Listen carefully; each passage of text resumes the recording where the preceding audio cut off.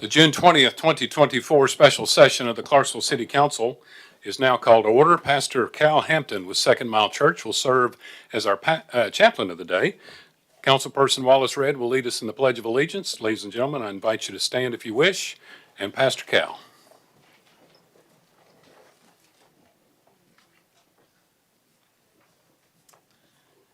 Thank you, Mayor. Let's pray.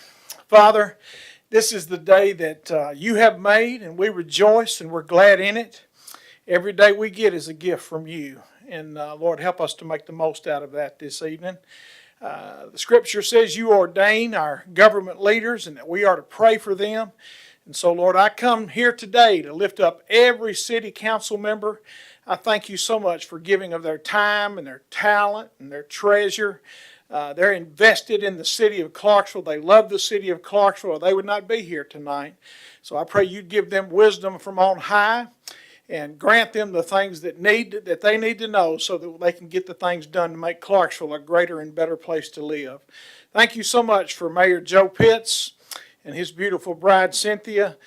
I just am so grateful for their leadership here. Lord, continue to bless them with strength, continue to bless them with wisdom, and continue to bless them with peace. Thank you so much, Lord, for this wonderful place that you've called us and brought us to live. We're grateful for Clarksville, Tennessee, and Montgomery County. And I pray, God, that everything that we do here tonight might bring you tremendous honor, praise, blessing, and glory. For it's in Jesus' sweet name we pray. Amen.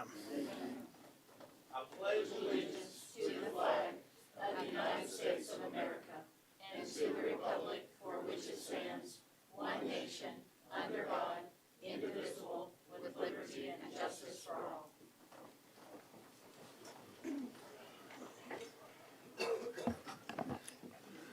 Members, please register your attendance.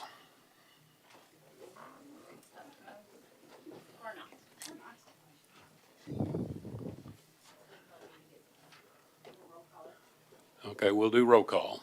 Madam Clerk. Councilperson Zacharias. Here. Councilperson McLaughlin. Here.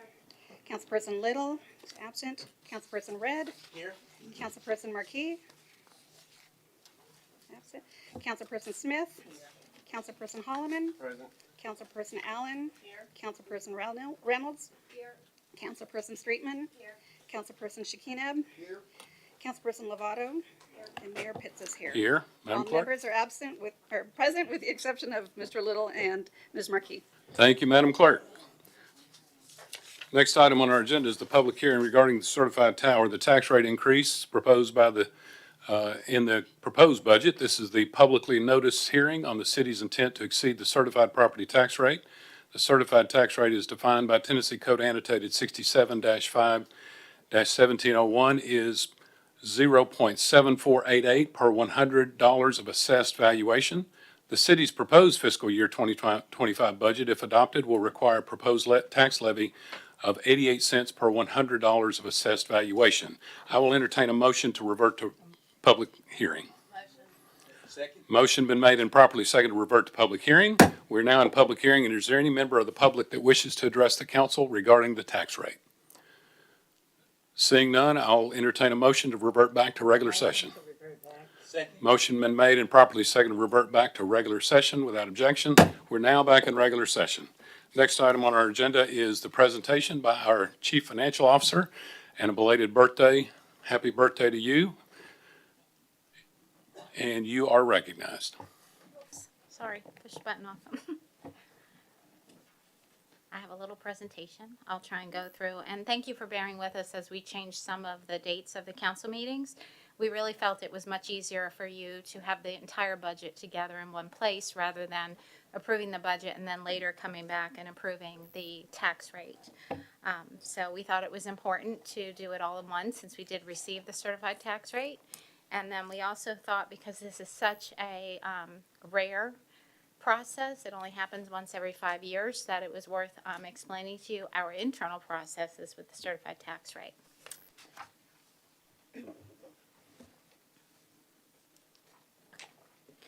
So, as you heard from our county assessor, the reappraisal process and certified tax rate process is mandated by the state of Tennessee, and it's outlined by the state comptroller's office. The goal of reappraisal is to identify all parcels and value them fairly. For the typical homeowner in Clarksville, once this reappraisal happens, typically our valuations go up, and that means that for the city, our certified tax rate will go down. So for the normal homeowner, some people's taxes will go up, some will go down based on the valuation, but what it means for the city is that the certified tax rate is required to bring in the exact same property tax revenue that we received in FY24. We have to receive the same revenue in FY25. That's what they mean by revenue neutral. For us, last year, we billed a total of $47 million, but that is not what we budgeted because we only collect about 96 to 97% in the first fiscal year. So, but that is the number that the certified tax rate should bring us in the next year. So, in order to remain revenue neutral, we get that 47 million plus we would get any growth that was in the area, and that is all provided by the assessor. So that growth that we see in our assessments, which I'm sure all of us have received them, every little bit that increases, that means our tax rate's going to go down. So the verification process, once I receive the certified tax rate from the assessor's office, my process internally is to verify the numbers. So the first thing is I look at is it the same revenue we billed last year? And that information is provided by the assessor's office, so it should match. Is there reasonable growth? I look at the growth that's being included in personal and real property to make sure it makes sense. Typically, our growth in Clarksville is around 2% a year, and this year, for the certified tax rate process, our growth was 5%, and that's 5% growth in our parcels as well as in our values. Yes. Do you have a question? Okay. So then once I look at reasonableness of that growth, I also double check the math to make sure that it all makes sense. Once it's agreed upon, then I go meet with the mayor and make sure him and I are on the same page too. I ask him to sign the form. He signs the form, and then we submit it to the state through the assessor's office. She actually submits it, and the comptroller's office reviews and approves it. The certified tax rate we received, as the mayor mentioned in the public hearing, is 0.7488, and it's always out 4 decimal places on the certified tax rate. So now comes setting the tax rate. So if you remember when I gave my budget presentation, when we were going into the budget process, we thought we weren't going to have the certified tax rate. So the way we were told to move forward was to start with revenue neutral and then see if what we could afford and see if we could take that rate or not. So when we did that, we knew as we got through the budget process that wasn't going to be enough. So we did not take it lightly. It was something that the mayor and I both took very seriously before the decision was made to not accept the certified tax rate. And this was early on in the budget process. And we did many budget cuts, and we had to look at that balancing act that I talk about so often of what is needed and what do we have the money to pay for. And to provide those services that the citizens want and are willing to pay for. So when we got down to bare bones and we knew there was nothing else we could cut without cutting services, that's when the tough decision had to be made. And it had to be made at that point, and we decided we had to increase the tax rate. We weren't going to be able to accept that certified tax rate. So when we got the certified tax rate, it's now what number do I use? So I back into the revenue that I budgeted and figure out what tax rate I need. So that exact number is almost perfect to the minutest little penny is 0.1212. That would bring it to 87 cents, and that would bring us to just about even with a balanced budget to the revenue that we originally projected. But there's that other problem, and I think I've talked about it before. The certified tax rate process causes us other issues, and I brought it to the state's attention. I brought it to the assessor's attention. Nobody has disputed what I said. They all agree with it, and they said, yes, you actually do lose money in the certified tax rate process, and their fix is don't accept the certified tax rate, which I don't agree with, and I've said that before. So I wanted to show you up here what happened in tax year 19, fiscal year 20. And I'll send you these slides so you can look at it yourself. But I wanted to show you the details of what happened then. So last year's 2019's revenue neutral would have been $34.3 million. We had growth provided by the assessor's office of $683,000 and some change. But the actual tax billing that we got once everything was all done with the appeals process, we only billed $33 million. So there's a significant difference. It was $1.5 million short from what we actually billed to where we were supposed to be revenue neutral. So not only did we lose the growth that we were supposed to get, and the growth that I'm talking about is growth in new parcels, new construction. It's not growth in values, it's growth in new construction. We lost that plus more money. So we need to think about that when we're setting our tax rate. So when we do this and figure out what rate we're going to use, we try and figure out what's the penny worth, and then we need to look at mitigating for those appeals.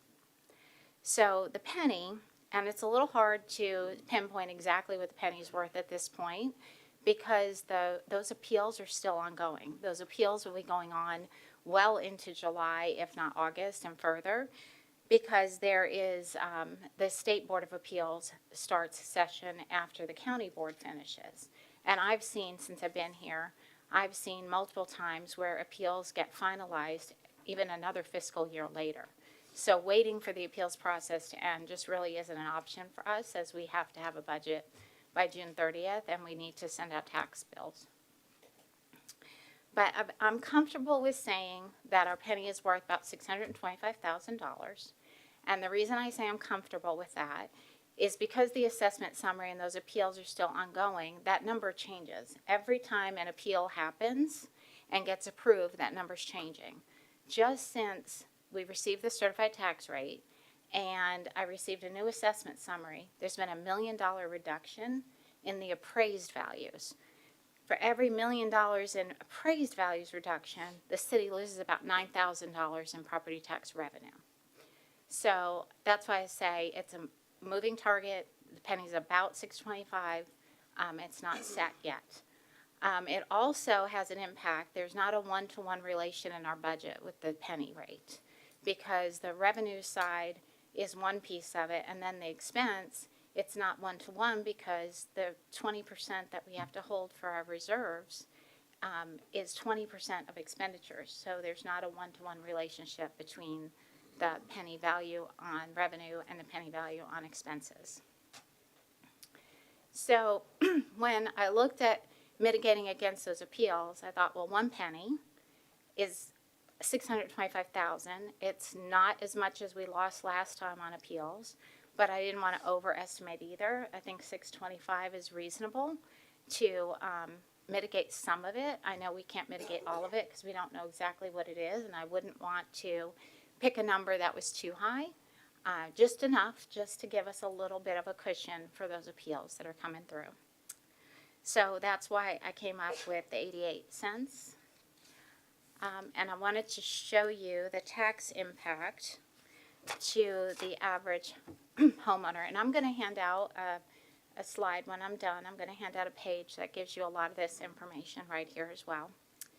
So based on the assessment summary that I received on June 14th, again, which is still in draft form, the average home in Clarksville is appraised at $266,000. And with the certified tax rate of 0.7488, the annual taxes would be $498. And with the 88-cent tax rate, the tax bill would be $585. That's an increase of $87.25 for that homeowner for the year. If you have an escrow account, it's $7.27 a month. So for each penny that we increased our taxes, it's cost the average homeowner $6.65 a year, or 55 cents a month for each penny. And I'm not trying to minimize a tax increase because I promise you it's not something that the mayor or I take lightly. But it looks like a pretty good return on investment to pay for 1 penny, $665, and for 13 pennies to pay $90 and get $8 million worth of services. So also as a reminder, most of the homeowners that are on fixed income are on tax freeze. Those are 65 or older, and their income limit can be up to $60,000 a year, and they can qualify for tax freeze, which means this increase will not impact them. Then there's also tax freeze and tax relief that's related to disabled veterans that they can apply for assistance as well, and some of the increase gets paid by the state, which the state sets the amount that they'll pay each year. So I gave other examples as well of like a $400,000 home, and then on the low end of a $150,000 home, so that you could see that. And we'll pass that out after. And now, really quick, I just hope that this helped you to understand a little bit more about the certified tax rate process and what we went through. If you have any questions, I'm available. Any questions for Ms. Matta? Councilperson Smith, you recognize. Thank you, Mayor. Thank you, Ms. Mata, for explaining that, but I don't think I understood everything. I'm joking. But anyway, I heard you say there would be a $6.65 a month increase. Is that right, for the 88-cent tax increase? $6.65 per penny, Per penny, okay. for the, And so the $7.27 average home, that's would be the increase for the home, the new home is so much, well, just home, period. at a house valued, the average house valued at $266,000. Oh, okay. And that's what the sheet that's just handed out. You can see the average house value, the $400,000 house, and the $150,000 home. So is the 88 cent, you said that's decreasing the property tax if we accept the certified tax rate? Or are we gonna be adding that 88 cent to the dollar and what we already have now? Oh, no. 88 cents will be the final tax rate. We're adding 0.1312. So we're adding 13.12 cents to the certified tax rate. Our current tax rate as of for fiscal year 24 is $1.23. Right. Our tax rate for FY 25 will be 88 cents. Okay, all right. I got you. Okay. Thank you. You're welcome. Councilperson Shekinah, you're recognized. Thank you, Mayor. Thank you, Ms. Mata, for that presentation. And you mentioned that the departments have really looked at their budgets and have streamlined as much as possible. And just for the public, could you give some examples of some of the things that these departments have worked on streamlining just to get that budget down this year? So in total, our departments, from the time they requested budgets until it came before you, in total they cut $9.6 million. Some of that was new hires. I remember fire and police requested more new hires than are actually in the budget. They were eliminated. Other departments did as well. There were additional, I'm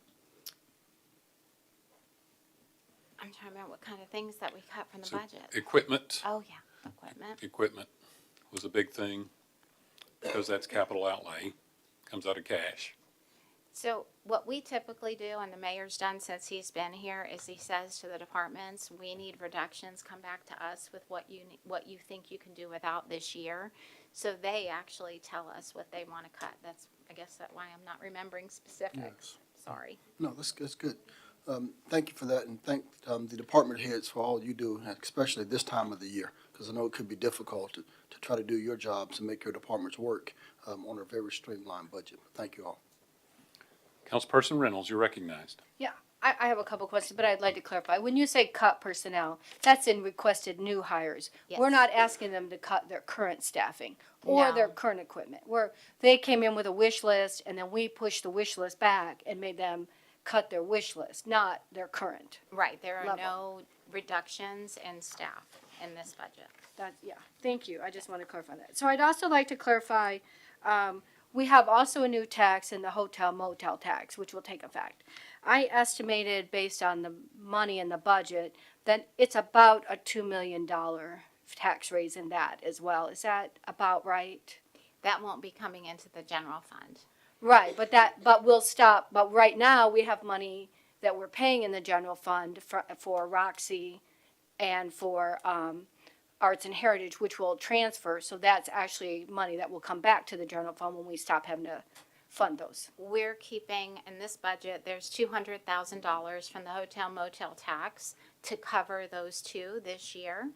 And the rest of it will go to the Tourist Development Authority. But then next year it will come back. We'll be able to decide what we're going to do. So technically in 2026, that's a tax raise. It's not a tax raise, no. We decide, we're gathering the tax. Right now we pay for Roxy and we pay for Arts and Heritage. Right. So in 2026, we don't have to pay for them, right? Because they're going to go under the board. Correct. So then we'll decide, that's money that we'll be able to decide what we want to do with. You're getting $200,000 in revenue from the hotel motel tax to pay for the 200 and change that goes to the Roxy and the Arts and Heritage this year. So the net effect is zero in this year's budget. This year, but next year I'm saying. Same. It's the same. The expense won't be in 26's budget. It won't be in our budget, and neither will the revenue. Right, okay. So, but overall, this is a $8.2 million tax raise by the pennies. It's 0.1312 tax increase that provides almost $8 million to the general fund to provide our services. Yes. Thank you. Councilperson Allen, you're recognized. Okay, so I have two questions. You said 2026 this takes effect? What, 2025 this takes effect? It's for budget year 25, tax year 24. So, When I print property tax bills in October and mail them out, they're for properties valued for January 1st of 24. okay, that's what I'm trying to get at. Yeah. Does it backdate to January 24 even though we vote for it today? Yeah, it's not backdating. It's just the way taxes work. They're always a year behind for when we actually bill them. Okay, and the next question is, the cuts that you're talking about, were they asked before we got the certified tax rate or after? Before, we didn't receive the certified tax rate until last week. Okay, so so the numbers didn't change once we got the tax rate? No, ma'am. No, when we're looking at budgets, it's a lot of times it's unlimited wants. I mean, we all have unlimited wants, but we have limited resources to pay for those. So we're always looking to minimize the impact and still provide for the growth that we're seeing. So that's why we brought it back down, because we knew we could swing. And under the old numbers, the $1.23, this is going to match the 88 cents. The $1.23 is matching the 88 cents, or no? So $1.23. $1.23, my bad. If $1.23, it would equal the same amount at the 7,488 pennies. 0.7488 should equal $1.23. Should. So to meet the taxes for this year, we were going to have to raise taxes. Well, that's why we're going to the 88 cents, in order to meet what we need to provide the revenues to support our departments and to mitigate against the loss that we'll have on the appeals process. Okay, so if That's it was one $1.23, were we going to need to raise taxes No, to meet? That's what. $1.23 would be great. No. I'm saying if it was still $1.23, if everything was still the same as last year, Okay, would we have had to raise taxes this year? yes. Okay, thank you. All right, any other comment or question? Seeing none, Councilperson Red, you're recognized. Okay, I just want to make sure I get this right. The state set the rate that they did so that the average taxpayer, I know some people maybe lost a house to flood, or maybe their house unfortunately was destroyed by fire or some other reason and it was lowered. But for the average taxpayer, that rate was lowered so the average taxpayer will, in Clarksville, will not have a tax increase. That was the purpose of that. And we will be, in essence, raising taxes 14 cents or 17.5%. Yeah, Correct. 0.1312.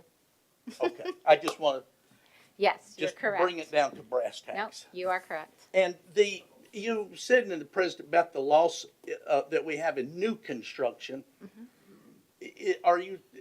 Is this because if there's a vacant lot or an unimproved lot and a house goes on it, that doesn't have to wait 5 years for the assessment before they can raise No. of the tax on it? That's almost immediate. No, and Right? we didn't really I guess the way I said it may not be as clear. We didn't lose the growth. We still got the growth, but the appeals were so many that it took all that growth away. That's why we didn't get to recognize that growth. We didn't get the increased taxes that we should have gotten from growth. The appeals from the homeowners appealing the increase of the value of their home. Correct. Okay. And that's what happened in 19, and we lost 1.6 million. Right, almost. okay. I just wanted to clarify that and make sure everybody else understood that. Thanks. You're good. Councilperson Reynolds, you're recognized. Yeah, I'm sorry, I did have one more, and it's clarification. There's a line item that says purchase the 911 building for $5 million. I don't remember that conversation. That's a capital project. Yeah. I think we pushed that out several years, 5 years or so. I But don't think it's a placeholder in case they decide to build a new building and sell it, then we would have a capital project where we could then come to the council and ask to purchase that building for use, It shouldn't be in this year's budget. not on this year's budget. But it was a line item that I was. It's in the capital improvement project. Yeah, in the CIP, yes. Yes. That's 5-year. That's a 5-year plan. Okay, any other comment or question from Ms. Matta? Thank you.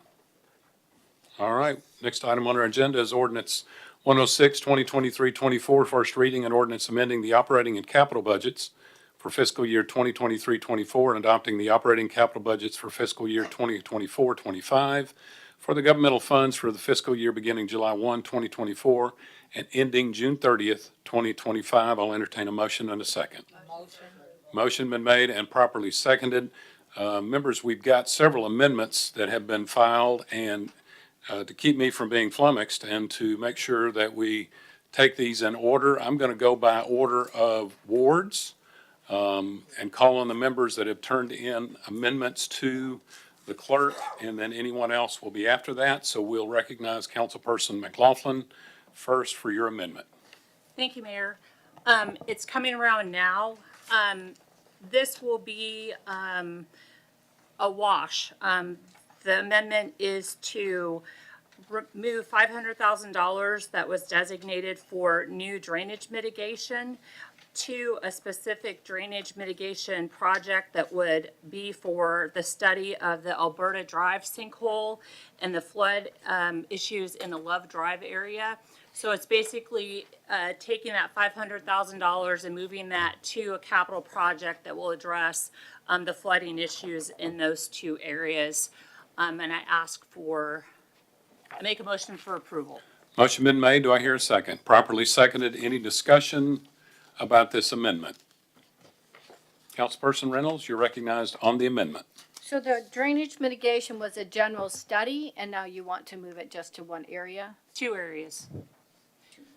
I mean, the reason for that is that if you've been to North Clarksville in the most recent few months, older neighborhoods, nobody understood how drainage worked, and there have been a lot of issues. And I've worked with Mr. Smith to determine what could be done for a couple of the areas. Originally, I had 3 in mind, just in North Clarksville, which would have been in wards 3 and 2. They've already done studies on 2 of those. And after last month, when the neighbors from Love Drive came over and explained their concerns and issues over there, it just made sense to address the remaining large drainage issue in my ward and also address the drainage issue in Ward 11. I mean, I have drainage issues as well. I think that we should study and then make a list of most important, because I have, since the flooding has happened, there's homes in my area that have also been flooded. I would rather have a complete review and then kind of like our sidewalk ordinance where we number them in order. Well, if I may, I've asked the street department to prepare a briefing to the council regarding drainage issues throughout the city, especially in light of the amount of rain that we had in the month of May. And they're preparing that, and we'll do that sometime in August at a workshop. But we put money in this fund every year to address drainage issues. And that money is spent in certain areas, but this money will be spent for these two particular areas. But it doesn't deplete that funding. It just moves a portion of that funding to these particular areas that suffered some flooding in that area, just to find out if there's a solution that we can come up with that will address the long-term solution. So we're not ignoring everybody else. We're just merely studying these two and adding them to the list. Councilperson Zacharias, you're recognized. Thank you, Mayor. You pretty much addressed what my question was going to reference. I was just wondering what percentage of that fund, if not 100%, that $500,000 would represent. Ms. Maddock, do you have an answer to that? I can tell you the Drainage Mitigation Fund is, currently has $1.2 million in it. Thank you. Councilperson Redd, you're recognized. Thank you, Mayor. So, a question for the sponsor. You're just taking from, 500, you're not increasing by 500,000. You're just moving from the fund to target these two areas here. Yes, sir. And whenever you spoke with the director, Smith, he indicated that he thinks that this would be enough. More than enough. Okay, thanks. Councilperson McLaughlin, Thank you're you. recognized. Thank you for your clarifying comments. And I just want everyone to understand that when I say flooding, it's not people's yards are flooded, people's driveways are flooded, people's back storage buildings are flooded. I'm talking about water in people's houses, not just under the house, in the house. And if you didn't see the pictures of the houses that have been affected by this, I can provide those to you. But specifically, the Alberta Drive area has had a history of flooding since 2006. And the people that are in those homes now didn't know of a previous flooding history. And this will give us an opportunity to look and see what they can do. If they want to get flood insurance, they're not in a flood area, so they can't get flood insurance. They're out that money. And in some cases, like Ms. Payne's out $18,000 out of pocket. Ms. Price is out of pocket $20,000. And I know that the council member from Ward 11 can, after we heard public comments last month, can tell you about the lady on Love Drive. So this will just give us an opportunity to try to study this area and see if there's a way to possibly have them designated in the 100-year floodplain so that they can get services to fix things that happen from floods. Thank you. Thank you. Any other comment or question regarding this amendment? Councilperson Smith, you're recognized. Mayor, thank you. Thinking about this mitigation for drainage problems, there has been several complaints that was sent to me, and I know I referenced you on that, Mayor, and Mr. Smith. The lady was talking about, was a man, a husband and wife, talking about the drainage over there, and she sent pictures of the flooded area over there. Is it possible that we can take some of this money and also help these people as well? I can address that. That's part of our overall drainage mitigation fund, and that's part of the study that we're going to be doing, not just for these two areas, which are specific, but where I've asked the street department again to do an analysis and bring that to us. Sometimes the flooding and drainage issue is not a city issue in terms of city caused. Sometimes it is. So we need information, and that's what we're trying to do. Okay. So we're just gonna do a study, but is this gonna just be a study for this area too? Well, these will be studies of those two areas specifically, but our drainage mitigation funds will address flooding issues that have occurred, especially during that May torrential downpour we had. Okay, sounds good, but I think we do need to make sure, we're just not doing a study, but we would just fix the problem. I mean, it's good to spend, I don't like spending a lot of money on doing a lot of studies when we can fix the problem. Not against doing studies, but sometimes studies take more of the money rather than fixing a problem. and then the people are still stuck with the problem of, you know, trying to get the water down. And, the person that wrote me, and I copied you both on it, they were very upset, and how much money they have spent on trying to relieve the flood from around their home in their driveways. And so we don't want to single out anyone. I'm for this, but we don't want to single out one family just to help, or two families to help. We need to try to help everybody in this city. They pay taxes, and we're talking about raising taxes, then we need to see about taking care of the flood around their homes. Thank you. Thank you. Councilperson Allen, you're recognized. I just have a question. After, I know a lot of people in this area, so I'm definitely gonna be voting for this. But, after this is done and the study is done, and Mayor, maybe you can answer this question after we have our presentation and they look into everything, is $1.2 million gonna be enough? Is this something that we can come back and get more money for it? Because that area is pretty bad. Well, we don't know until we find out what it's going to cost to fix it or what the fix is. Okay, So that's where we got to start. okay. So yes, we can come back and add additional funding to it, but we got to know how much we need. I just want to throw a number out. Okay, thank you. You're welcome. Councilperson Smith, you're recognized. I just thought of another question. Sure. So when will this start? When are we gonna start, looking into this, doing this study? How soon? Well, we got to pass the budget with this ordinance, or this amendment, After, if we pass it. and then we'll get started right away on looking at it, right away. Okay, Yeah, we ain't waiting. all right, thank you. All right. Any other comment or question regarding this amendment? Are you ready to vote? Okay, all members, please cast your vote. Every member voted. Any member wish to change their vote? Madam Clerk, please take the vote. 11 yes, 1 no, 0 abstain. Amendment is adopted. Councilperson McLaughlin, did you have another amendment? Yes, Mayor.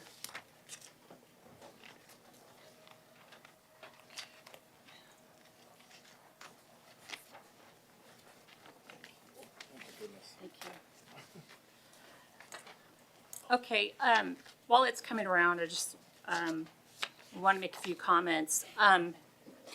First of all, I want to thank the department heads and Ms. Mata for responding to my multiple emails and phone calls for questions. Whenever we're faced with a tax increase, I always like to do a lot of studying, and you all should be commended. This is probably the leanest budget I've seen with such a large deficit in expenses versus revenue. Thank you all for doing that. Honestly, if there was anything else cut, it would be a big ding to services and infrastructure improvements that are needed. So I want to thank you all for that. I am going to propose a reduction to the general wage increase. And I'll make my motion and then comments if we get a second. But I would like to recommend that we do a general wage increase reduction from the proposed 5% to 3%. Second. Thank you. Motion been made and properly seconded. Councilperson McLaughlin. Thank you, Mayor. The rationale behind this, although it would be nice to give everybody a significant wage increase, is that the 5% is basically $3.9 million of our tax increase. The 3% is a compromise and should reduce if all of the general wage increases in each of the following departments pass, should save us a little over $2 million. Last year, if you all remember, we did do wage increases at budget time, and then we were asked to come back and do additional wage increases to get the pay scales up per market. I believe that if there is a situation where our conservative CFO, who conservatively estimates our revenues, I feel like if there's an opportunity that our revenues come in higher than what she's projecting, we may be able to look at that again. But at 3%, it will keep employees, from what I'm told from the expert, it will keep employees competitive in their scale while still giving them a general wage increase and the salary increase. The cost to do business has gone up for everybody, including the city of Clarksville and governments. And while at the same time, general wage increases or cost of living increases have not been significantly high for the private sector.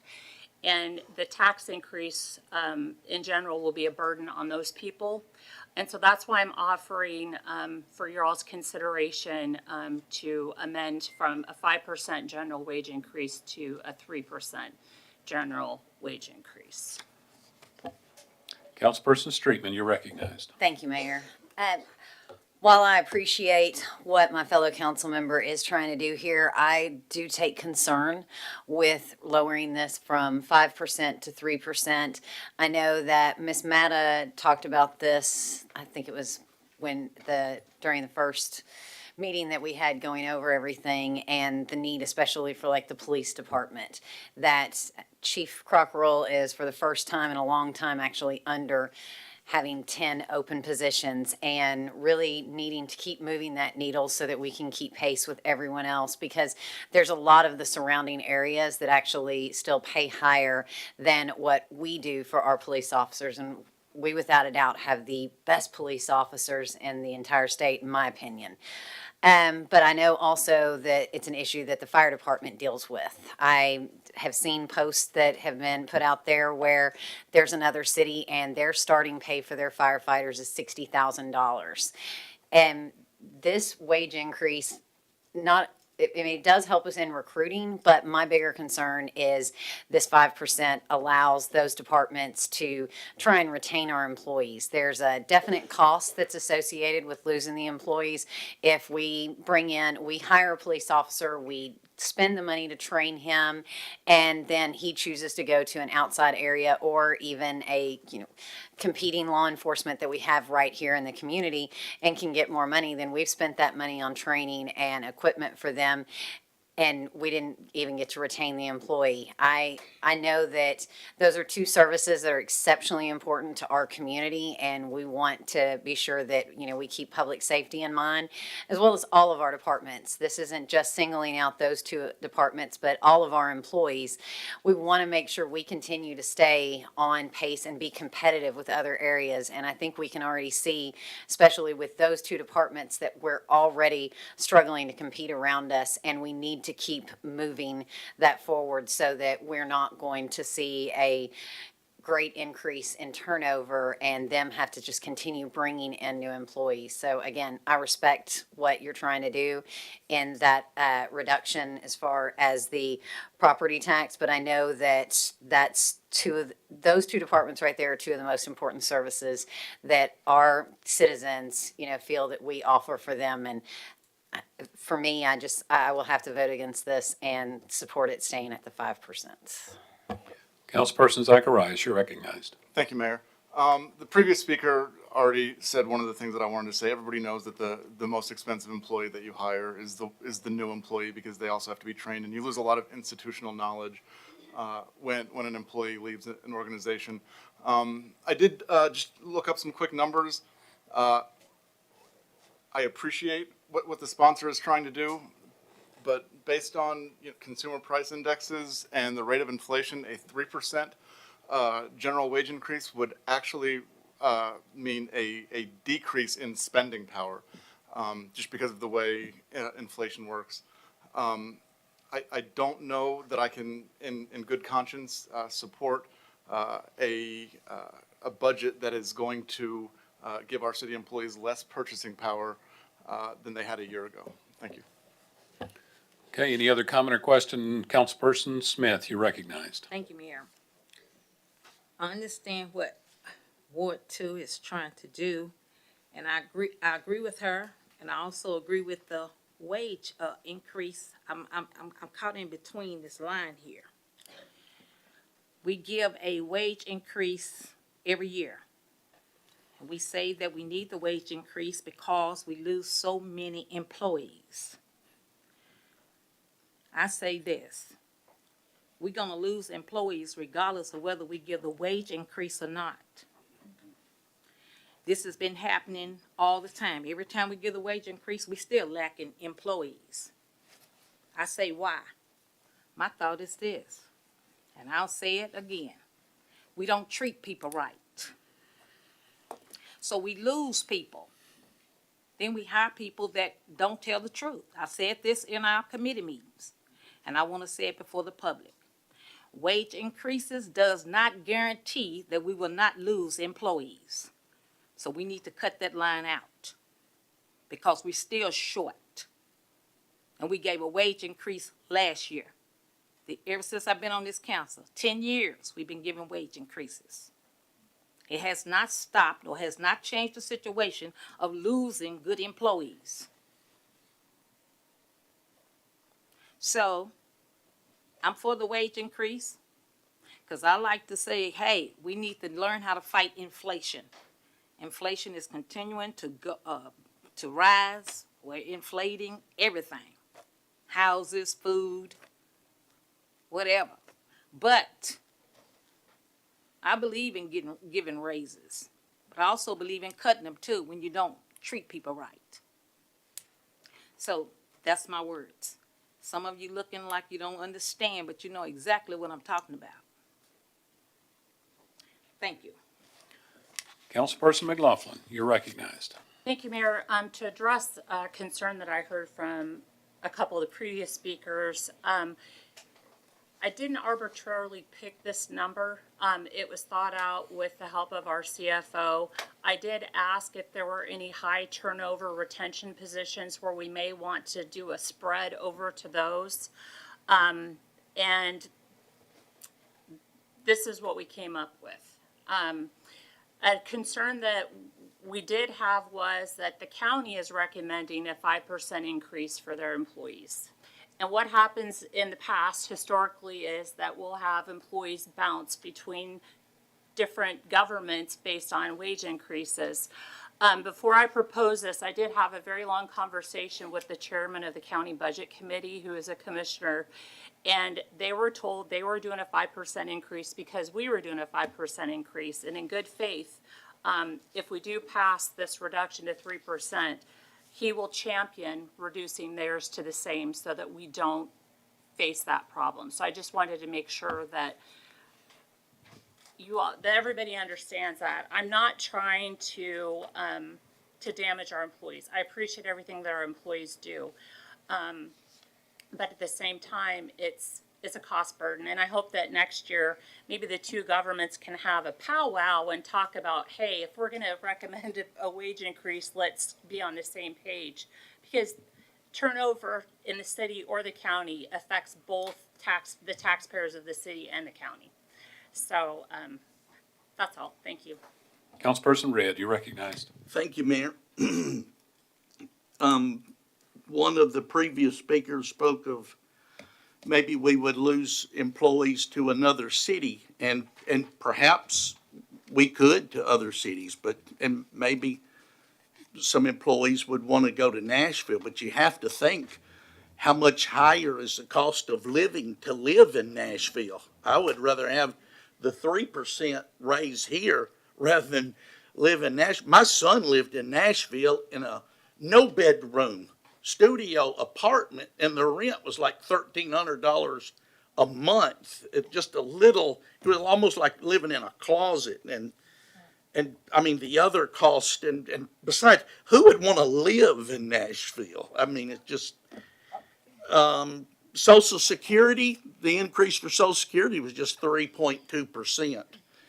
And whenever we talk about the wages, you have to remember the benefits too that government employees have, including the city employees.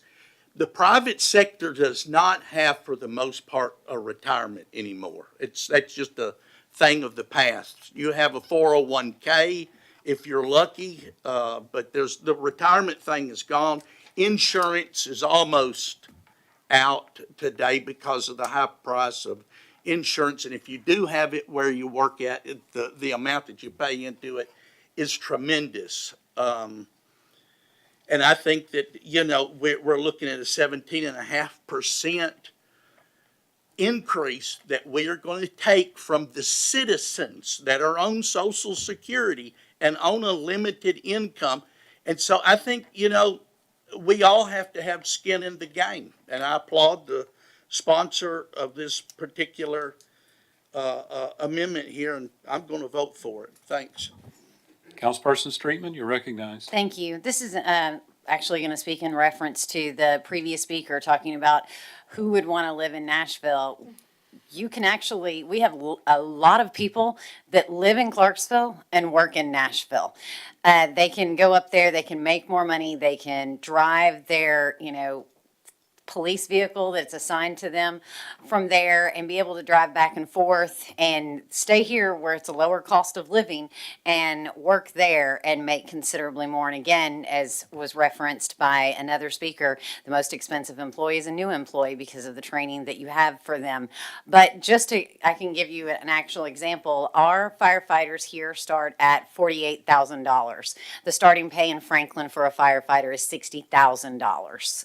You're talking about considerably higher that they're making to be able to start there. So I don't want to see our employees choose to go drive to Franklin because again, that's a substantial increase for what they're making here.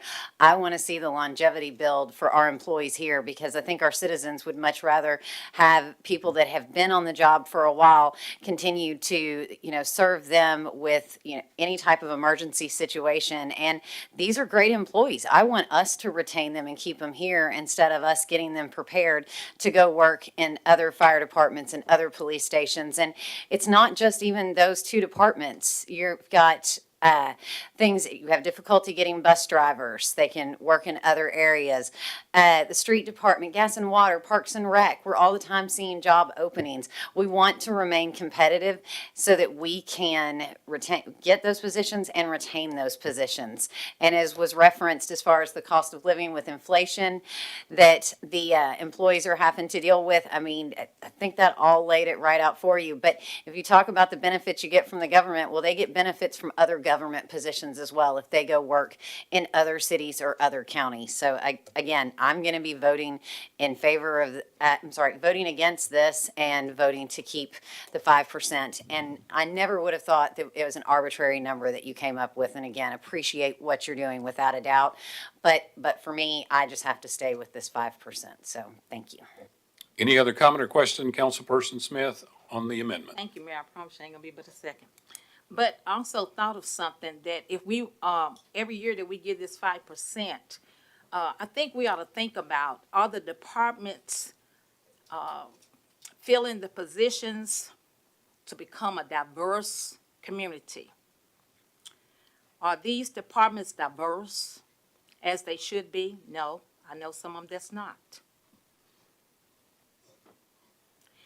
I don't think that any department should get a 5% increase if the department is not diverse. If the city does not look like the people it represents, it shouldn't be getting a 5% increase every year. We ought to hold each department responsible to do their job. And that's the truth. We need to recognize, hey, we are a city of a diverse people. And if we only just gonna hire one race, that's not right. But you want a 5% increase every time we open our mouths. We need to keep giving 5%. For what? So you can keep doing the same thing over and over again. There needs to be a change. Needs to be a change. Thank you, Mayor. Councilperson Allen, you're recognized. I just want to say that I took the number of 48,000 because we said that in the city of Clarksville that firefighters start out at 48,000. I misstated. Can I clarify that? Yes, you're recognized to clarify. Thank you. I misstated the number. I need new contacts. It's 41,800. I apologize. So now 41,800. you messed up my math. I'm so sorry. But I didn't want you to speak on my misinformation. Okay, so I'll just take 48,000. I don't know who make 48,000. Okay, but 48,000. If you give a 5% raise, it goes to 5,400. If you give a 3% raise, that is $960 less a year. If you're going to leave and go to Nashville for that, when you're going to pay $40 for a tank of gas, That's a big difference. I just, if you're gonna pay $40 now, if it's a big jump like 12,000, you're gonna leave. If you're making 50,000, if you're making 50 and you can make 60 and you want to leave, you're gonna leave. But 960 to travel, that might not be a big difference. So for me, I'm gonna vote for this because there still is a raise. I mean, I work for the federal government. We get frozen, so we might not get no raise per year, and people don't leave. So I think that to save the masses, I think that $960 just for 48,000, I think that's doable. And I don't know if anybody else feels that way, but I do. Thank you. Any other comment or question regarding this amendment? Seeing none, hearing none, are you ready to vote? All members, please cast your vote. Every member voted. Any member wish to change their vote? Madam Clerk, please take the vote. 5 yes, 7 no, 0 abstain. Amendment fails. Councilperson McLaughlin, do you have another amendment? No. All right. Conclude your report. Okay. At this time. Okay. All right. You are recognized. Point of order. Section 6, you got a section 6 on here, Ward 2, and it says amended tax rates, because I thought we just That was voted all on- part of it. That was Oh, all you part put of it the all at amendment. once? Councilperson once? McLaughlin, The recommendation of the CFO was to reduce, so there are some budgets that fall within city general, like CTS and community neighborhood services. So I had amendments down the road that I was gonna bring up to make that balance if that passed, but it's a non-issue now. But thank you. All right, okay, thank you for clarification. Thank you, Mayor. you're welcome. Councilperson Marquis, you are recognized next. Thank you, Mayor. All right, so just real quick, this is nothing against any one person, any community or anything. This is just trying to figure out what to do with funds that have been sitting here for years and not being utilized compared to needs of the city. So I guess I'll start with making a motion for my amendment, and I can explain this more in depth with some additional numbers here. Motion been made and properly seconded. All right. Councilperson Marquis. Thank you.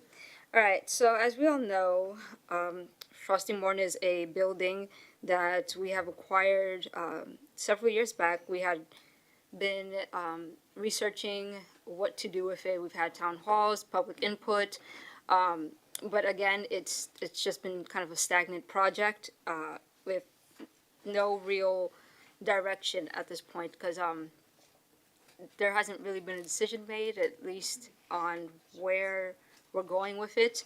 And right now, again, the city is growing and there's a lot of needs. And I think that the funds that's in there could be better utilized elsewhere.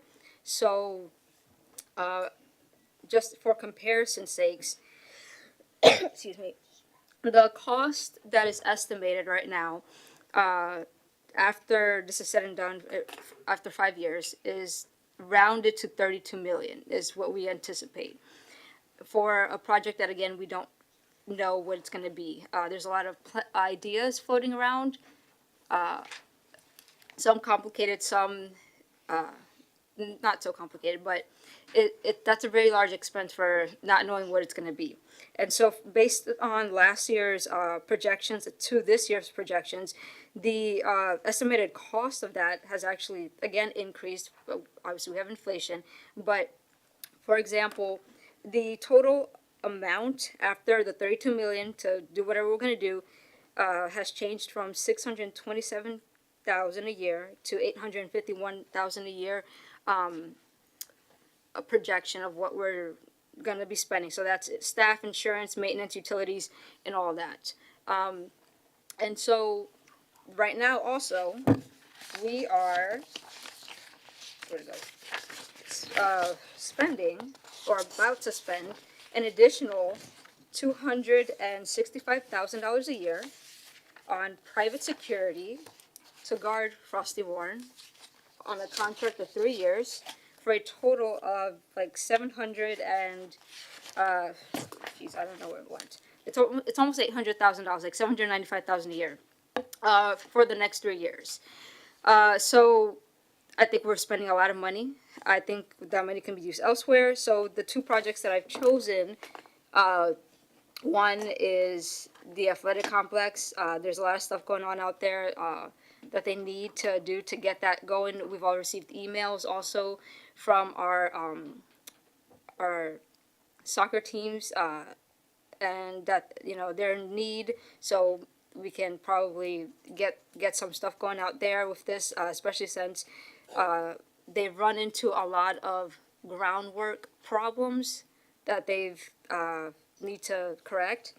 The second one, yes, it's controversial, but I can kind of explain this a little, is the Mason Rudolph. We're going to be changing the project name from just Mason Rudolph to Mason Rudolph Improvements, which would allow us to use the funds regardless of the direction that we take with it, because if it stays as golf, it needs the funds to fix it. If it doesn't, and based on the community output that we're supposed to be having sometime soon, and let's say it goes to the park, it's still going to need funds. So regardless of which direction it needs it, but at least we know that it's going to be one or the other. And so the remaining balance after those two projects is 2.5 million, which will pretty much go back because this is all loans, which will eventually reduce the amount of debt that the city has because we no longer have that. And also, in a way, reduce our obligation, loan maintenance that we have yearly. That also comes from our operating expense in the future. So that's the thought process behind that. I know there's a lot of controversy in this, but I think that these two areas are areas that the community could use as a whole across the city. Thank you. Councilperson Streetman, you're recognized. Thank you, Mayor. I guess a few questions I would have is, for one, talking about the security for guarding it, the security for it, regardless of whether this is listed under capital, has any funding in capital projects or not, isn't it still going to need, we still own the property, would it not still need security? Mayor? Is that directed to the sponsor? It would either be the sponsor or to you, Mayor. One of you could, I would presume, answer I could that. tell you what I was told. I don't know if there's more information. Maybe the mayor may provide that for us. But my understanding is that right now, that it needs security right now. The contract is for the next 3 years. It's supposed to be for a duration of any improvements or construction that we may be doing during that time frame. After, let's say, we finish this or start something and Frosty Mourn's all done, then it's supposed to stop, is my understanding, after 3 years. Unless we renew or something. It's a month-to-month contract for a maximum of 3 years. And depending on the work that's being done over there, we don't want to put a new roof on it and then someone come in and set fire to the building, so we do need to protect our investment. Okay. Okay. My understanding was that it was a year-to-year, 3-year contract. It's a 3-year contract. It gives us a 30-day out clause should we choose to do that. Yes. So that is why it is also imperative to do this now, because we have that 30-day to get out of that. Well, Councilperson Streetman. we would still have to protect the investment that we have regardless. So I don't know that that's secure. I think that was what I just understood from the mayor. Yes, but right now, it's just an empty building falling apart. There's nothing there. There's nothing. Okay. What about the numbers that we have here for Mason Rudolph, the $5 million? Yes. So remember, there was a study conducted. I don't know if you darn it. There was a study conducted by That equated to about $4 million. $4.5 million. Yes. So I just rounded it off to 5 because, again, I was weighing the two directions that this could possibly go. So that was what was needed for it to be fixed as a golf course. And then I asked about what would cost for it if it was decided to be a park. So I was given numbers for an ADA accessible playground, if we had courts and pavilions and all that stuff, and it came close to that, the 5 million. So it's enough to go either direction. What about the Exit 8, this is it's a very the random number, there to speak. Initially, it wasn't. So I had a different project on here that was the 2.5 million. But after speaking with that department head, after they looked into it, there were some other things that they needed to get done beforehand. So the 198 was what was remaining when I had the three projects. And at that point, we took that first project off and just kind of left that there. Honestly, that's how that number is there. Has Parks and Recreation requested this 1.9? They did not exclusively request it. I spoke with the project manager of the city and with our director of Parks and Rec about areas that would need funding in the future and why they need the funding, and that's kind of why that was decided. But they didn't request this money in their budget request when they were working through this with the mayor? No, not extra money. Okay, I mean, because I just know that was what we started off with, where Ms. Matta was talking about. They worked through the process with the mayor, came to him with their, budget wish list, so to speak. Yeah. And then it was trimmed down. I didn't know if any of this Well, I was- don't know if that was a conversation they had with the mayor. I just know that from what was presented with us, it was Okay. not. All right, I appreciate that. For me, I mean, we've already got the, even just looking back previously, we already have, and I'm just looking at the financials from the last month's financial meeting, that's the Exit 8 is a total funding project of $40 million. I can look to see updated, but I'm just glancing at what we have right there. So there's already a large amount that's allocated to that, and I know there's a process that they have to do to get through everything for Exit 8.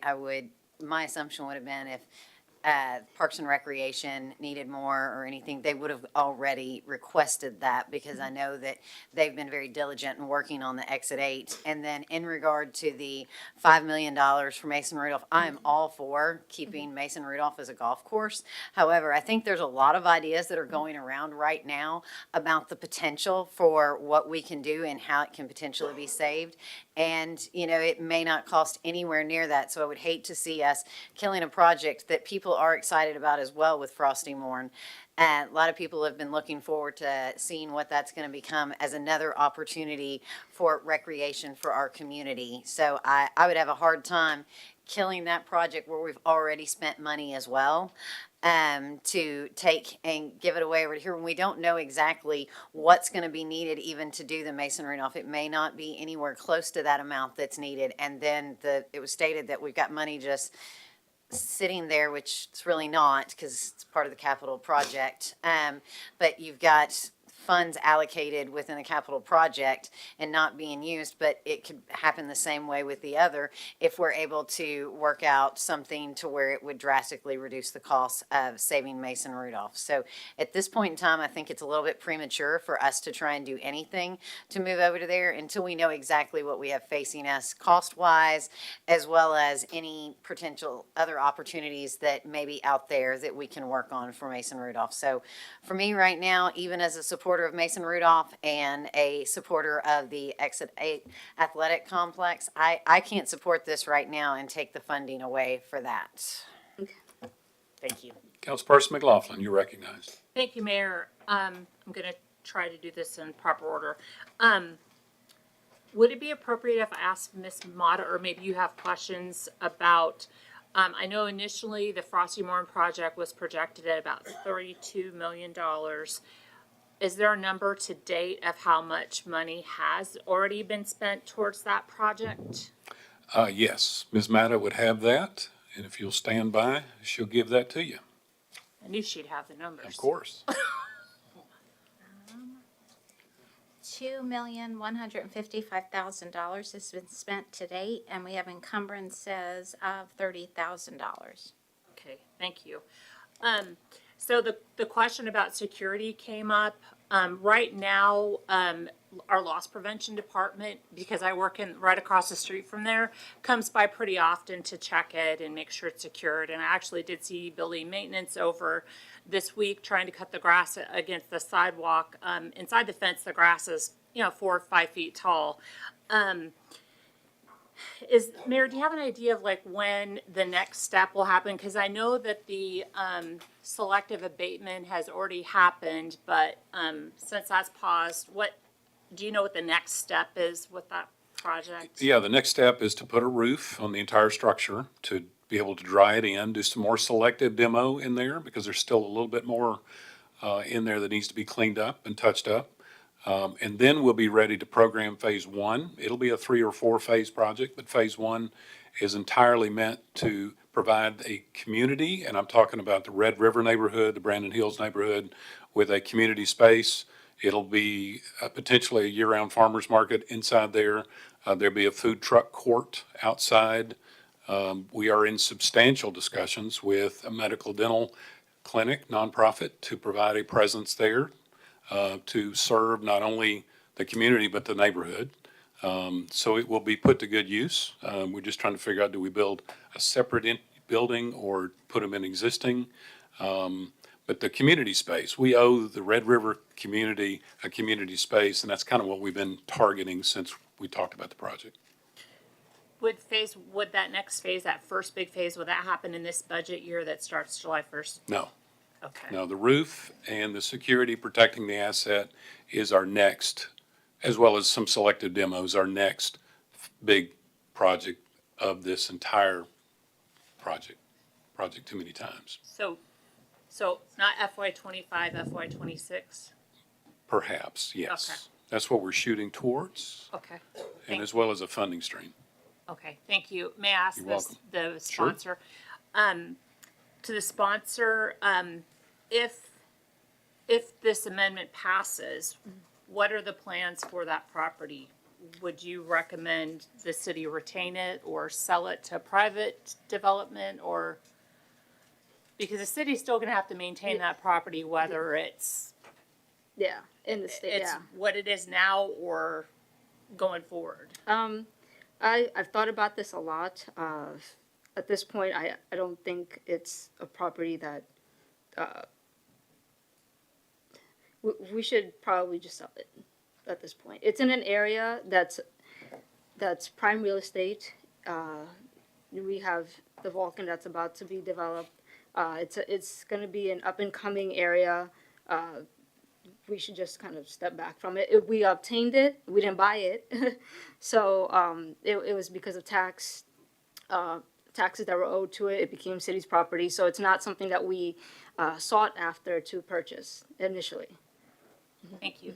And I would like to also clarify some of the, to get some clarifications on what was mentioned, Mayor, with regards to the nonprofit. It is my understanding we can't lend our credit to do projects like these if we have another entity using our space, which is why we created the tourism authority with regards to, the Performing Arts Center and the Roxy. Would that not essentially be creating the same situation? And therefore, we would need to create another entity to fund it? We wouldn't If we do necessarily. something like that? Oh, I'm sorry, Sorry, excuse me. no, I'm sorry, if we do something like that. Wouldn't necessarily need to create another entity, but yeah, the lending of credit is always a concern Mm-hmm. going into that. But much like we did with Liberty Grill, the restaurant, Mm-hmm. where we leased the property to the entity to build, it'd be a similar situation. We would lease the property to the entity and they do the build out. So it wouldn't necessarily be our expense. So then we wouldn't need the funds though, if somebody else builds it. Maybe, maybe not, but we still have to get the building in a position where it can be built and utilized. Or we could sell it to them. My idea. Councilperson Redd, you're recognized. Thank you. One of the previous speaker asked the question too, what, if we take out the $9.4 million, what would you propose to do with it? And I think the answer from the sponsor, to sell it, that probably would be a good idea. But my question to Ms. Mata is, I think she said that we have $2 million that we already put into it. And I was just wondering, what has that been spent on?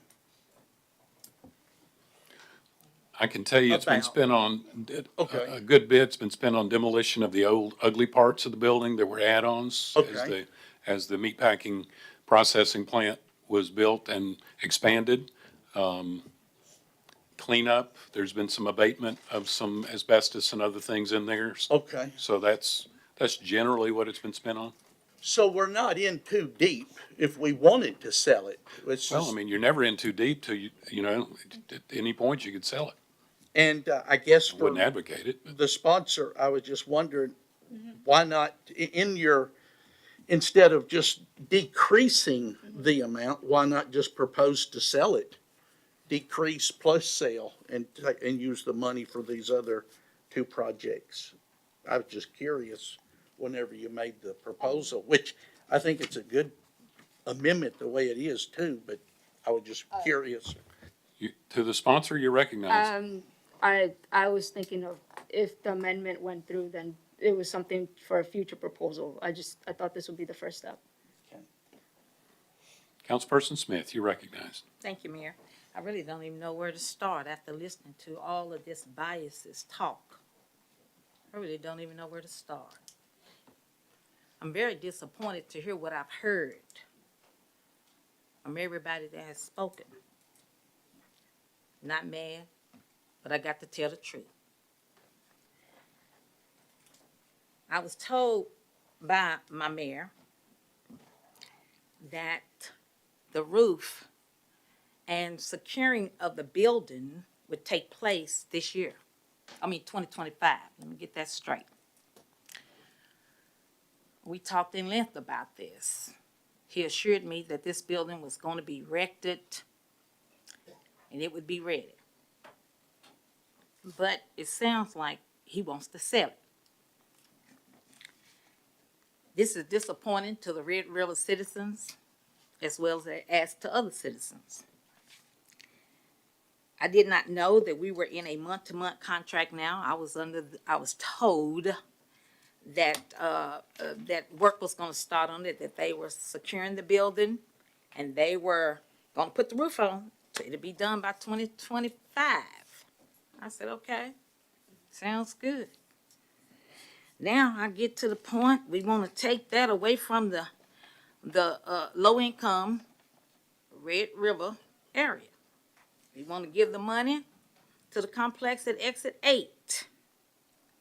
So when you put the money over at exit 8, how long is it going to sit there? Do you have a plan? We always taking from the poor to give to another area that's better. Why we can't better a poor neighborhood? Why we can't better a poor neighborhood? That's my question. To the mayor, to those who wants to take the money. This was in the plan. We have been working on this for many years. It's sad how we do and how we act. It's sad. I've been lied to again, but that's fine. I'm used to it. So if y'all want to take the money, sell the building, be fine with me too. Y'all do what y'all do best. And that's just keep taking from the poor and give to the rich. This building has been sitting there as an eyesore for over 40 years. 40 years. Mayor, you know, we've talked about this. We discussed this. You told me that this building would be erected. It would be a family center. What are we going to do for it? We done put all this money into it. We've met with people. We had community stuff. You had me to speak at Burt Cobb about this. Now here you are talking about, let's get rid of it. Councilperson Allen, you're recognized. I have a right I to just talk. have a question. I didn't hear nobody say they wanted to sell it. I Yes, mean, you I didn't did. hear the He mayor just say said- it. Hang on, said- hang Hold on. on, I'm talking. Point of Go information, ahead, go clarify, ahead. and then we'll come back to you, I just need to Councilperson clarify who Said said it. we were selling it. I didn't say the mayor. I said other council members said that. I said the mayor said, let me clarify, that the building roof would be on, and didn't you tell me that? And that it would be secured. Did you tell me that, Mayor? just said it. Okay. Now he said, why not take the money that you asked him for and just go ahead and take the $9 million and just maybe we could sell it. That was Wallace Red who said that. Or Ward. Let's not call Did you names. say that? Did you say that? Okay. Let's not Now call what names. what's your point Okay, I'm sorry. She's already asked and answered. I've answered. She's asked and it's been answered. Right. Okay. So I know what I heard, but I just want to make sure, hey, that we get this building taken care of. I don't think it's right, and it's just my opinion speaking up for the people. Hey, we need to keep the money in this for this area. Why are we going to take the money and get rid of this? We've been working on this for years. We done spent a lot of money in this area. Have we, Mayor? We have, and I've remained committed. I did not say I wanted to sell it, would No, not I agree didn't to say that. you. I didn't. Okay. No, I didn't Okay. say you. I All said right. Wallace Rick. Well, you said we can't Don't- call names, don't but call names. Ward 4, Ward 3, well, whatever. Why did she want to? Well, Councilperson it's on the Smith, record. you have the floor. It's on the record, but anyway, 40 years I saw it in this community. Roxy Theater is gonna outpace a building that's been sitting there for 40 years in a poor neighborhood where I live. How do we do this? How do we overlook the poor to give to the rich? How do we do this as a city? But we want to raise taxes and we want to raise an increase on their paychecks, and I'm not against it. Why y'all can't do the same for helping a poor community? It's sad. I'm through. Thank you. Councilperson Markey, you're recognized. I would just like to point that Mason Rudolph is in Ward 6 and is also in a poor community and is getting the majority of the money as well. And so it's essentially going from one poor community to another poor community that we know the exact plans for, or practically. We just got to decide on which way to go. So no one's saying from any poor people. Point of information, Councilperson Smith. Mason Rudolph don't have a plan. Does have a plan. It doesn't. No, it doesn't. They don't have a plan. They don't have anything drawn up. There's not a study being done. It is our We study. just said that they want a park. Nope, they want a park. Okay, the point of information has been asked and answered. There is not a plan for Mason Rudolph. We are committed to a process to seek public input That's about the right. future of Mason Rudolph Thank you. golf course or whatever, Thank property. you. Thank you, Mayor, because I know she didn't have If- that right. Councilperson Markey, you're recognized.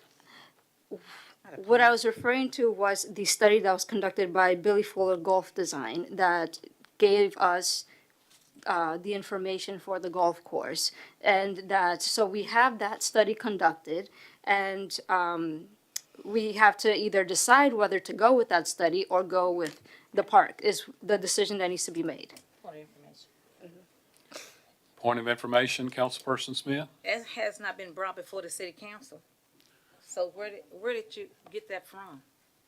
Councilperson Markey, you're recognized. Or where did you, it was For the only given question. to you? I requested it. Oh, okay, well, it hadn't come before the city, so there's no such concrete plan. It was, That was for you. it was brought to the Parks and Recreation Committee. Okay, well, it hadn't come before us. Not- So I don't know not as a anything about body, it. no. Thank you, Mayor. Okay. Councilperson Markey, you're still recognized. I mean, it doesn't negate the fact that it exists. Someone else can speak, I guess. Councilperson Streetman, you're recognized. Thank you, Mayor. We've had a lot of conversation on this, and for me, I still say, let's hold off at this time as far as moving the money away from Frosty Moore. And we have already spent $2 million there. Yes, there is a study, I've seen it myself, that Mr. Fuller did, that was over $4 million. However, I still would like us to take a little bit of time here and see if there is not a way to do this for considerably less. And then if that works out, we might be able to do this, both projects, and have the Frosty Mourne facility, which is also part of the history of our community, as well as Mason Rudolph, which is part of the history of our community.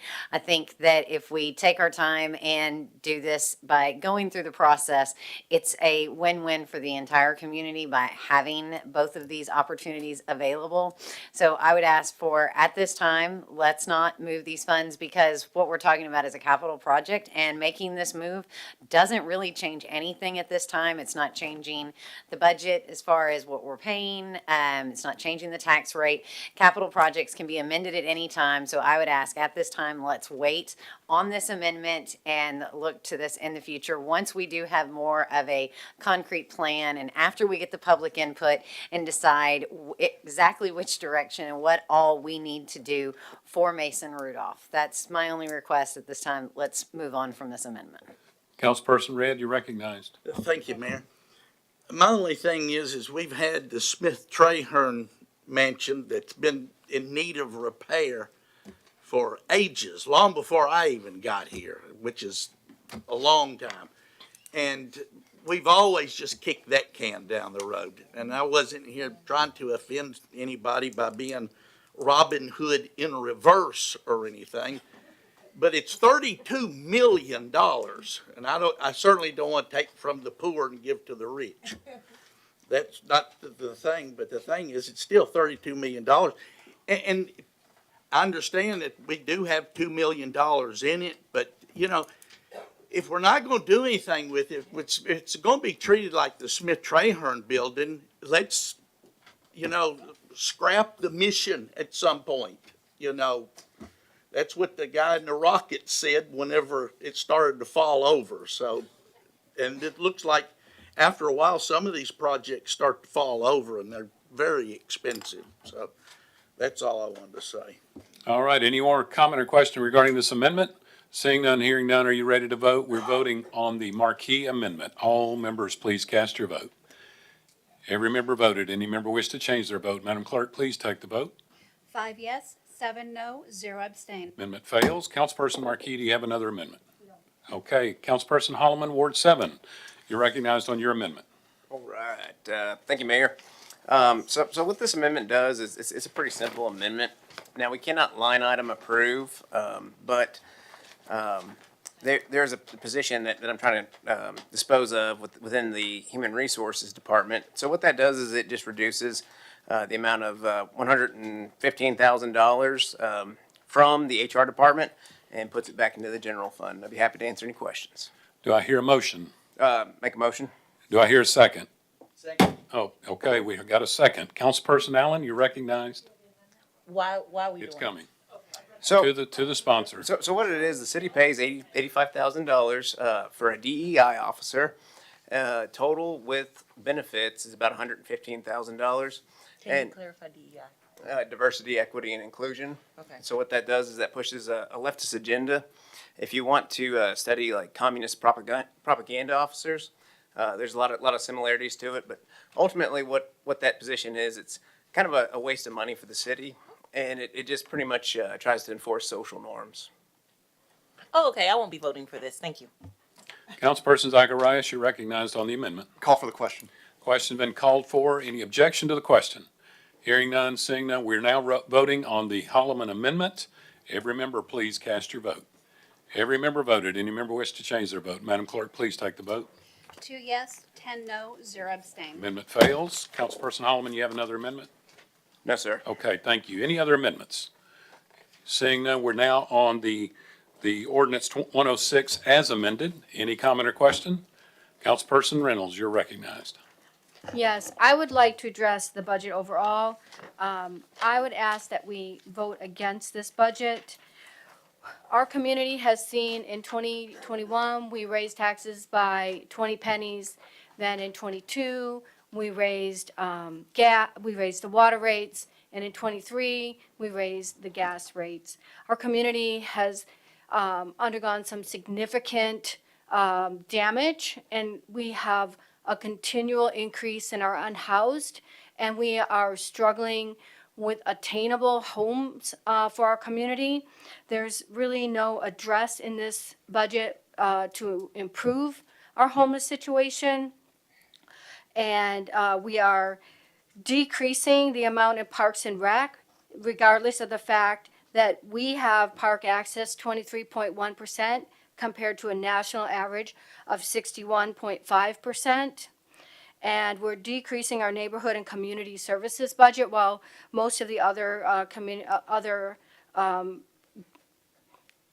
areas got an increase. I just don't think that this is the time for our community to increase taxes. It feels like almost like a bait and switch. I've been telling people, don't worry, it'll be a net neutral, it'll be okay, and now we're switching in and increasing rates. I think that we should, like our community, buckle in for a year, let things settle, and then come back and have if we have to raise taxes at that time, we can. This is just not the time in our community to continue to increase their cost of living when most of them can't keep up. Councilperson McLaughlin, you're recognized. Thank you, Mayor. As I mentioned before, on my First Amendment, I think that what is in front of us, although it's difficult to vote for a tax increase through setting the certified tax rate, it's a very lean budget that addresses infrastructure and other needs that we need to continue to work on to push forward to try to make up for the years where we've fallen behind. I normally am not somebody that would vote for a budget that would have a tax increase, but I feel like everybody that was responsible for putting this budget together did everything they could to present us with bare bones. And when I was looking at this is bare bones. And although I wasn't successful in my amendment to drop the general wage increase, I am going to support this budget because we do not need to continue to fall more and more behind on our infrastructure and needs for services for our community. And with that being said, I have to make the legal statement. Although my husband is a city employee of the police department, I will not be voting on what benefits my family personally. It will be on what I feel is best for the city as a whole, including the citizens and employees. Thank you. Councilperson Streetman, you're recognized. Thank you, Mayor. I appreciate the statements that were made from the councilperson for Ward 2. I find it hard to hear that I think we should just vote down this budget because these budgets that these departments have worked on, as was previously stated, I mean, they really tried to drill down these budgets. We heard that from the very beginning, that these were brought down to, try and make this as least painful as possible. They were asked any positions that they could remove, that they didn't absolutely have to have, any, as was referenced earlier, equipment. There was a lot of things that were given up from these departments that they were only bringing forward what they absolutely needed. To say, we just need to vote this down because we don't agree with the tax increase. I know that there was one amendment that was brought forward to reduce the tax increase, but I didn't hear any from any others that are now suggesting to vote down the budget. We've been through it before where you vote down the budget. We have to have a budget in place, which means we would have to come back here again and still vote on it again. So I ask that you vote in favor of this. And I know it was also mentioned that we've done a lot of increases over the years. Over the last year, the water rate was actually increased back in 21. That was not just increased this year. The bait and switch comment, that's not true either. It was pretty much made clear to us that we were not going to be able to accept the certified tax rate. We pushed this meeting back because we did get the certified tax rate in time that we were actually able to vote on what the tax rate was that was needed. But I appreciate everything that our departments have done to try and bring to us a budget that is not going to require any more of an increase than we're unfortunately needing to pass in order to provide the necessary services to our community. We are the 5th largest city, soon to be the 4th largest city. There's a lot of responsibilities that come along with that, and for us to be able to serve our community, there is a cost associated. And again, I say thank you to every one of you, as well as to Miss Matta for all of her work on this. It's been a long process for everyone, and I thank you to the mayor as well. So I would ask that we all vote in favor of this and take care of our community as a whole. Thank you. Councilperson Redd, you're recognized. Thank you, Mayor. We went over the whole budget, and I really appreciate all the people that made the amendments, but I noticed we didn't cut one single thing out of the budget. We asked the taxpayers now, we're gonna ask them to cut back 17.5% of the money that they have and to sacrifice 17.5%. We can't cut one thing. We can't cut the increase of the pay. We can't take out one position. We can't cut one single thing out of the whole budget. And here, this body, the city council, is supposed to go over the budget and not just accept it every time the way it is. And it's our job. And I think the citizens want us to cut something. I know I do. I thought, I think if we would have cut one thing, I would have voted for the budget. I would. But I would have eaten the frog, the head and all. But we can't do it. We can't cut one single thing. And that's the way it's been ever since I've been here. And let me correct one thing. You don't have to have a budget. There's nobody that's got a gun pointed to your head and says that you have to pass a budget.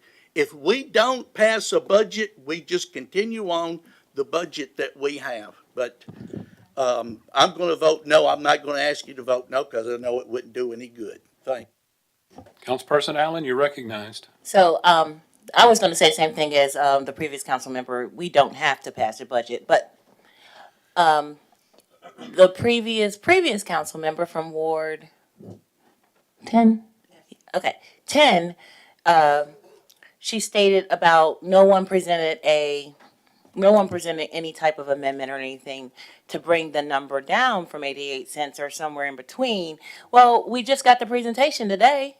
So, I mean, the presentation about the certified state rate, we just got that today from the CFO, where I talked to her and I was trying to understand it a little bit better, but I wasn't sure. I thought we were going to vote on the 74 cents and then vote for the 88 cents. That's what I thought was happening. I thought that we were voting for 88 cents first and then we were voting for the budget. So I didn't know they were both together. I didn't know that was something that needed to be done right today. So I would say, I mean, we can vote it up or down today, but next time, if you're going to bring an amendment, because I know I am, then bring them. Thank you. Councilperson Markey, you're recognized. Yes, I would also like to speak on the similar statement that was mentioned, and it's that when we received the email informing us of what the certified tax rate would be and compared to the proposal that was going to be presented, I have been on the phone with Ms. Matta and multiple department heads all week long trying to find cuts. And as stated previously, it is a very lean budget. They just couldn't move. Otherwise, I would have brought a cut. Thank you. Councilperson Reynolds, you're recognized.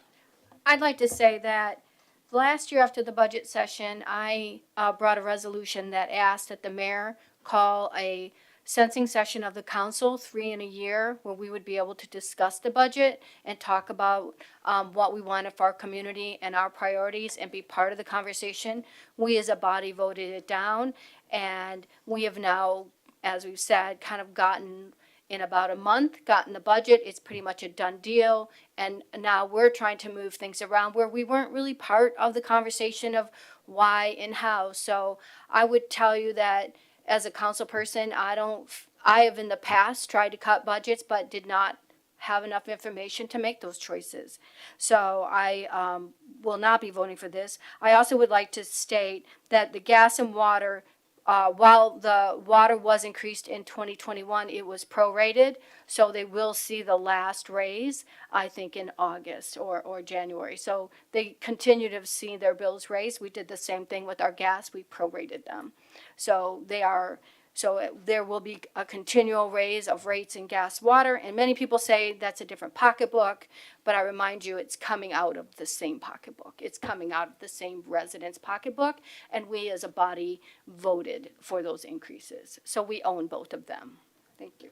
Councilperson Streetman, you're recognized. Thank you. I do want to clarify for the council, and if I'm incorrect, I fully welcome Ms. Matta to correct me, but you are right that we do not have to pass a budget. We can let the previous budget roll over, and we don't pass a budget before the end of the month. That is what would happen. But for also clarification, that means the tax rate would be 1.23%. So that would be a substantial tax increase on the community. there would be no general wage increase, and you also wouldn't have any new hires. So the number of positions that they currently have is the number of positions that they would then have going into next year. So I do want everybody just to keep that in mind when we talk about we don't have to pass anything at all. That's going to be a much more detrimental effect to both the city and the citizens. Councilperson Smith. Thank you, Mayor. Well, here I go again. I think that, I agree with Ward 2 when she brought forth that 3%. She wanted to just go down 2% to make it a 3% increase. But I voted to raise it. I did not vote to increase the water bill, the sewage bill, the gas bill. I voted against it and spoke against it adamantly. I guess you know my water bill was $235. I asked for an adjustment. They told me they couldn't give no adjustment. Here I am, single lady, happy to be, retired, work part-time, and I asked the mayor, can we get an adjustment on this bill? My toilet was leaking, brand new toilet, but it was the inserts. I got 2 courtesy calls, no change. We don't do adjustments. Well, we used to. I think that we need to think about this budget, especially for these increases that these senior citizens are going to have to face, like me and many others in this community. I think it's sad that we just go along with anything just to get along. I'm sorry. But I think we really need to think about this budget, and I'm serious about that. Too many increases, but the senior citizens still, they suffer. And I think we need to come up with the ordinance to make sure that we get an adjustment on our water bills, since we have to pay for their increase to be, to get a raise. We pay for the water plant, the new water plant that just, we have to get, we have to have it. We pay for that. We pay for everything in this city. But when we need something, we can't even get a little teeny-weeny, little bitty adjustment. If that ain't greed, I don't know what it is. Thank you, Mayor. All right, anyone else? Seeing none, hearing none, are you ready to vote? We're voting on ordinance 106. All members, please cast your vote. Every member voted. Any member wish to change their vote? Okay. Any member wish to change their vote? All right. Madam Clerk, take the vote. Madam Clerk, take the vote. 7 yes, 5 no, 0 abstain. Ordinance 106 passes first reading. We're now ready for ordinance 98, 2023-24. An ordinance amending the operating capital budgets for fiscal year 2023-24 and adopting the operating capital budgets for fiscal year 2024-25 for CDE Lightband. I'll entertain a motion in a second. Motion been made and properly seconded in favor of ordinance 98. Any comment or question regarding ordinance 98? Seeing none, hearing none, are you ready to vote? All members, please cast your vote. Every member voted. Any member wish to change their vote? Madam Clerk, please take the vote. 12 yes, 0 no, 0 abstain. Ordinance 98 is adopted, or passed, first reading, excuse me.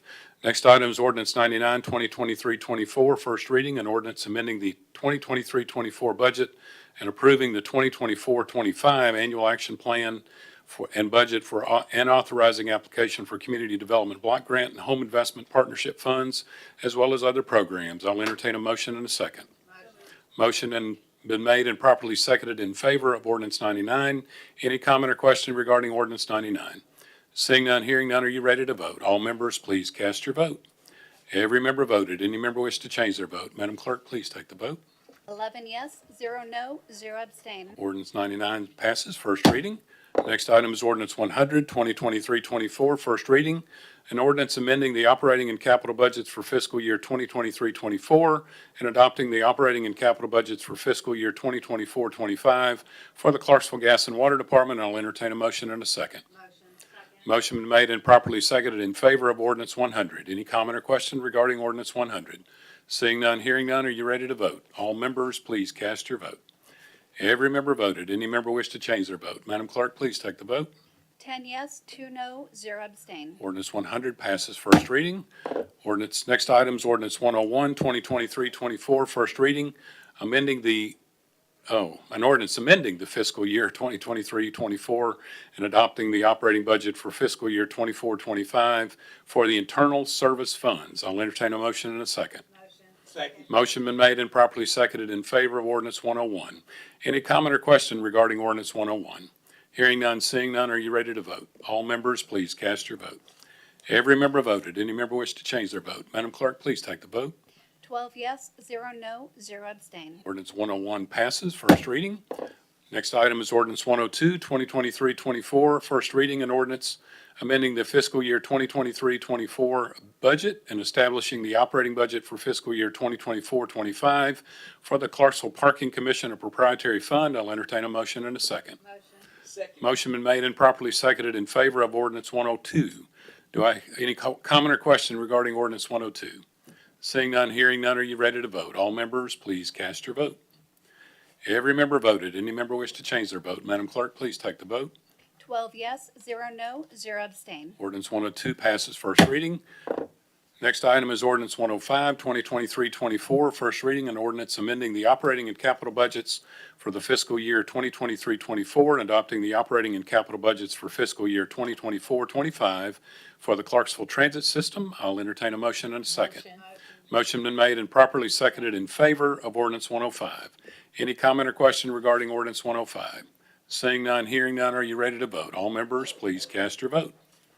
Every member voted. Any member wish to change their vote? Madam Clerk, please take the vote. 11 yes, 1 no, 0 abstain. Ordinance 105 passes first reading. Next item is item under new business, ordinance 108, 2023-24, first reading. An ordinance amending Title IV Building Utility Housing Codes, Chapter 2 Building Code, Section 4-203 Building Permit Fees of the City Code relative to building permits. I'll entertain a motion in a second. Second. Motion been made and properly seconded in favor of ordinance 108. Any comment or question? Hearing Councilperson Smith, you're Yeah, recognized. can someone, tell us about this? Yes, Explain this. We are proposing to change the permitting fees for commercial and industrial permits only, not residential. And we're Enough doing- said, Mayor, enough said. Okay, Thank you. all right. Any other comment or question regarding this ordinance? Seeing none, hearing none, are you ready to vote? All members, please cast your vote. Every member voted. Any member wish to change their vote? Madam Clerk, take the vote. 12 yes, 0 no, 0 abstain. Ordinance 108 passes first reading. We're now ready for public comment. Any member of the public wish to address the council?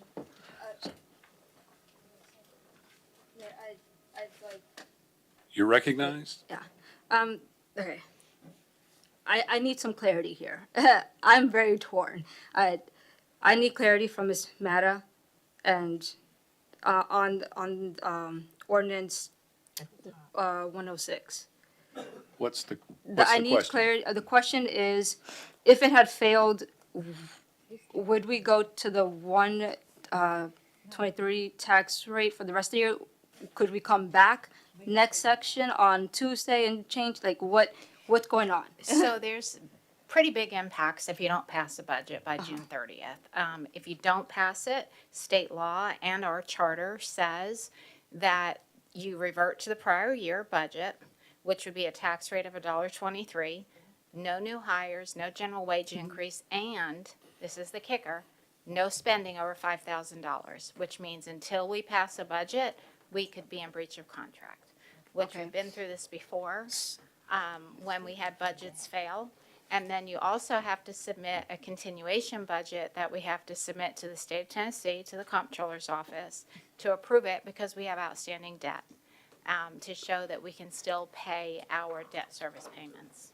Okay, so we obviously have a second vote on Tuesday, and let's say it fails on Tuesday, and then what happens? Obviously, apart from what you say, can we come back again? And We continue to come back until you all pass one, pass the or budget. our city attorney has to get involved with all these contracts that we would be in breach of. So yes, I have to keep coming back to you. okay, and I guess how often would that potentially happen? Would it be every couple of days, every week, or until that? Last time this happened, because we had to give 2 days notices for meetings, it was about every 3 days we had budget meetings until we got one passed. Okay. Okay. Geez. Interesting. So what happens, the budget passed today, so what happens if it doesn't pass Tuesday? That whole process starts again? Yes, ma'am. We start with another new budget, and we have to start the first reading over again. Okay. All right, thank you.